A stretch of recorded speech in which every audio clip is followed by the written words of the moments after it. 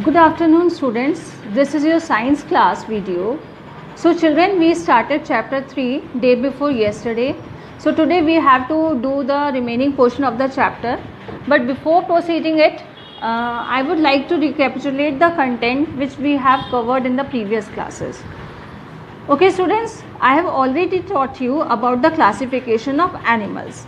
So animals can be classified in two groups, animals without backbones and animals with backbones. I have told you animals without backbones about insects that their bodies is divided into three main parts. And what are these three main parts? These three main parts are head, thorax and abdomen.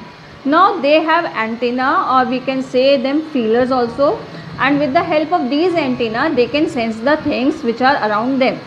And they have 6 legs and they have wings also. Okay, so these all are the features which an insect have. Now in case of butterflies and many more insects, they have a long hollow tube in their mouth.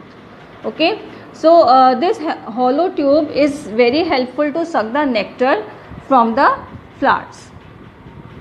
Now about spiracles, I have told you that these are the pores on the bodies of spiracles, and these spiracles are helpful for breathing of insects. So the insects can breathe through these holes.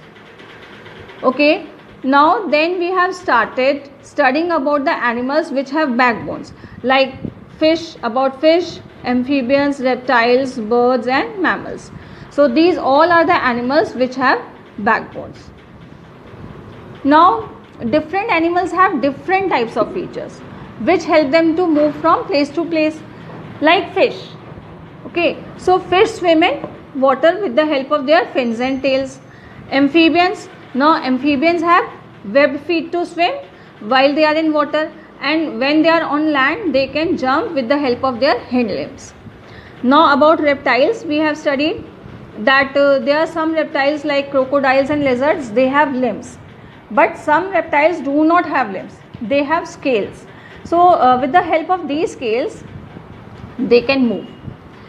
Now we have studied about birds, that they have many features. Okay, like their bodies are shaped like aeroplane, they have webbed feet, they have hollow bones, they have wings to fly. So with these all are the features which are helpful for a bird to fly in the air.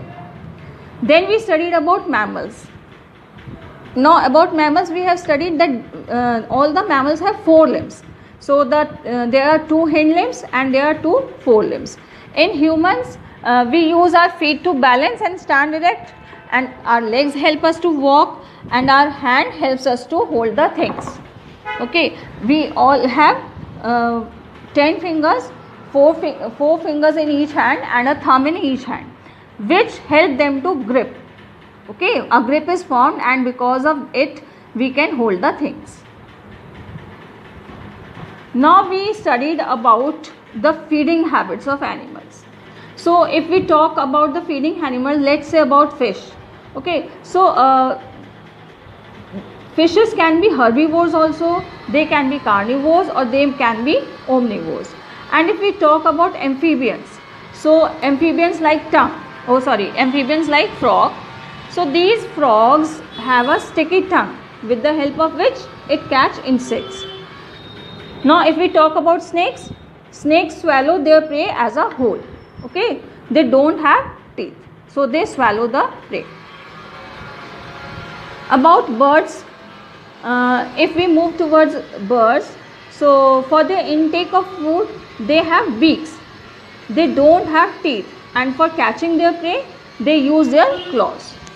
So different type of birds have different type of claws and different types of beaks. Now let's talk about mammals. Some mammals are herbivores, some mammals are carnivores, and some mammals are omnivores. Herbivores are like cows and horses.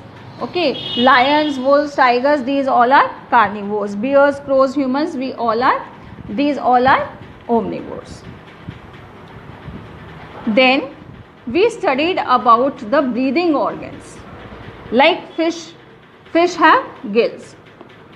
Now fish can breathe through gills, Frogs, in case of frogs, when they are under the water, then they can breathe through their moist skin, and when they are on land, they breathe through their lungs. If we talk about reptiles and birds, they can breathe with the help of lungs only. If we talk about mammals, so mammals can also breathe through lungs, but dolphins and whales, you know that they live in water, so they have to come to the surface of water to breathe through their blowholes. So children, this all we have studied in the previous sessions of this chapter. Now we will continue. Okay, animals have sense organs. Sense organs connect us to the world outside. Most fish have good eyesight and a sense of taste. They can feel vibrations in the water which help them to find food and know about danger. Frogs have large eyes which allow them to see to the sides and behind without moving. They can also feel vibrations through the water. Okay, so you know children, कि all living beings have some special organs. So these special organs are very helpful for connecting us to the world outside. So we can sense through these organs, and they are sense organs. Now fishes. Fishes have very good eyesight and taste sense as well. They can live in water, so they can feel the vibrations in the water, and when they feel these vibrations, they get to know about food and danger. If any danger is coming to them, they can feel the vibrations and they can just guess and they can save themselves. Now if we talk about frogs, frogs have large eyes, and their eyes are so large that they can see the side portion and behind also. It's not possible for every living being. So for that they don't have to move even. So one more feature they are having, they can also feel the vibrations. Just like fish, they can also feel the vibrations. Now snakes have poor eyesight. They use their tongue to smell their surroundings. Birds can see much better than human beings. This helps them find food easily and know about approaching danger. So children, snakes don't have good eyesight, they have poor eyesight, and they use their tongue to smell. Now birds have a much better eyesight than humans. So this feature is also very helpful for them.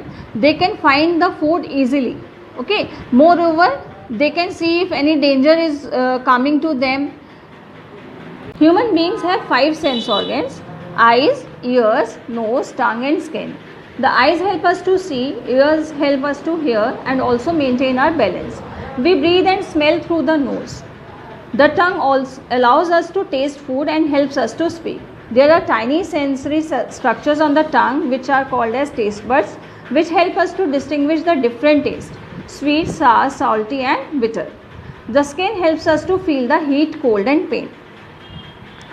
As you have studied in the earlier classes also, humans have 5 sense organs. And what are these 5 sense organs?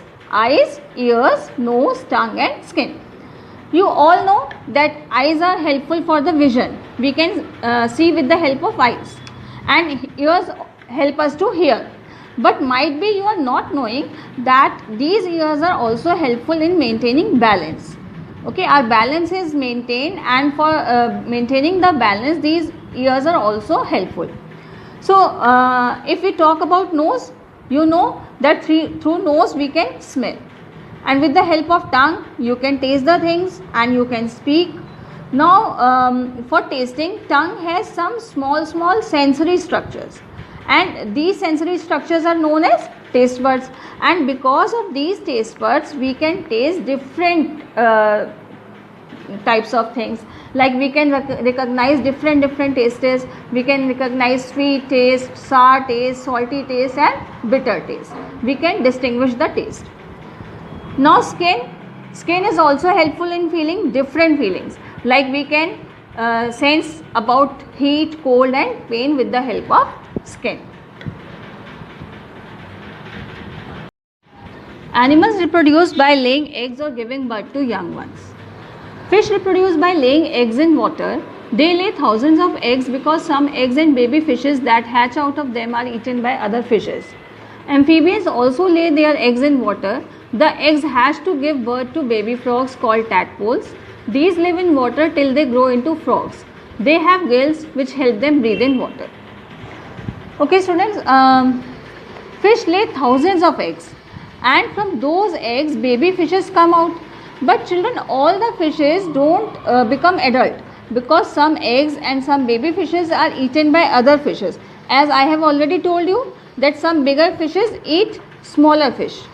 That's why all the fishes don't get mature. In case of amphibians, they also lay eggs. Now the eggs are laid in water.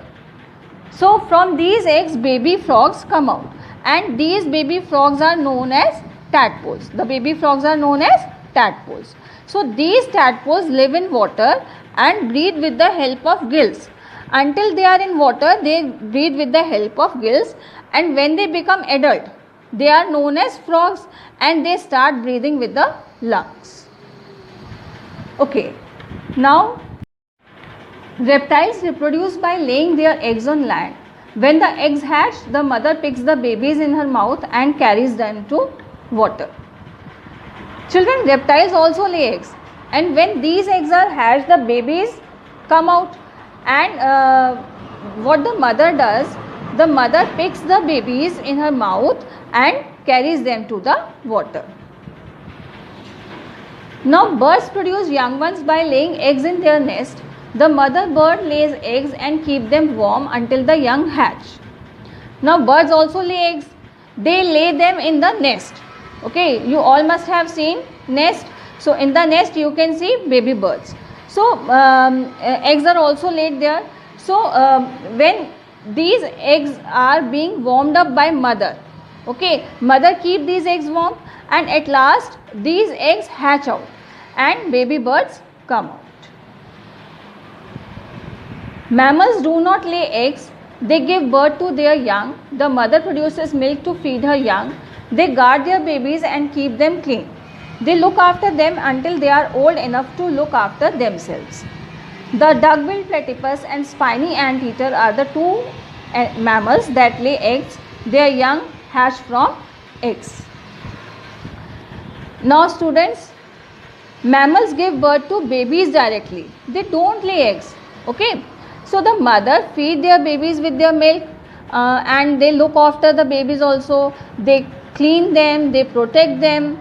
Okay. So in this way they are looked after. Now there are two mammals, duck-billed platypus and spiny anteater. These are the two only mammals which lay eggs. Now they don't give birth to babies directly. They first lay eggs, and from them young ones come out. Okay children, I believe now you have understood this chapter. So it's your homework. Please read this chapter thoroughly. Okay, thank you.